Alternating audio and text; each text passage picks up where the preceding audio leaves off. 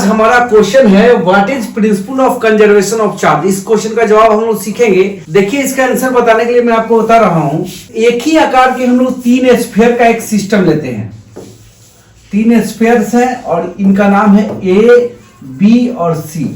तीनों स्फीयर्स पे जो चार्ज है वो 6 कूलम, 8 कूलम और 12 कूलम।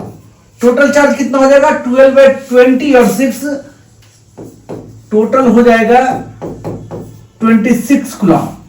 टोटल चार्ज होगा 26 कूलम। अगर हम ए और बी स्फीयर को अगर एक दूसरे से सटा दें तो चूंकि दोनों स्फीयर सेम साइज के, इसलिए टोटल चार्ज में ये लोग आधा आधा बांट लेंगे। 8 और 6 14 होंगे, जिसके आधा 7 कूलम और 7 कूलम दोनों पे हो जाएगा। 7 कूलम, 7 कूलम और 12 कूलम। अभी भी टोटल चार्ज देखिएगा तो टोटल चार्ज 26 कूलम। अब यदि स्फीयर बी और सी को अगर हम लोग सटाते हैं तो टोटल चार्ज में आधा आधा हो जाएगा, क्योंकि दोनों स्फीयर सेम साइज के हैं। तो अभी भी आप चेक करेंगे तो इसका टोटल चार्ज कितना होगा? 26 कूलम।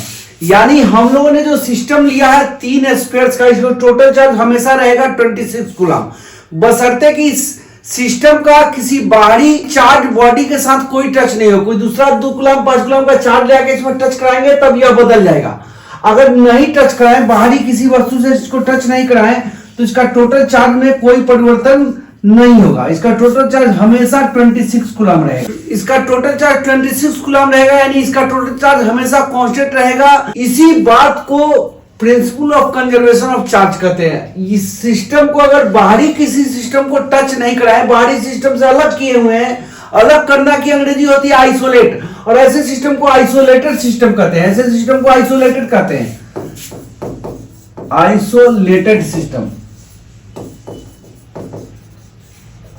इस सिस्टम का टोटल चार्ज 26 रहेगा यदि ये सिस्टम आइसोलेटेड हो। आइसोलेटेड यानी बाहरी सिस्टम से अलग किया हो, कोई दूसरा चार्ज बॉडी इसमें आके टच नहीं करे, कोई दूसरा बॉडी से चार्ज नहीं ले जाए, तो इस सिस्टम का टोटल चार्ज हमेशा कांस्टेंट रहेगा। और इसी बात को principle of conservation of charge कहते हैं। यानी किसी आइसोलेटेड सिस्टम का टोटल चार्ज हमेशा कांस्टेंट रहेगा, इसी बात को principle of conservation of charge कहते हैं। इसका फॉर्मल जवाब what is principle of conservation of charge? Total charge of an isolated system remain constant, इसी को कहते हैं principle of conservation of charge. फिर मिलेंगे नए वीडियो में किसी नई जानकारी के साथ, तब तक के लिए नमस्कार।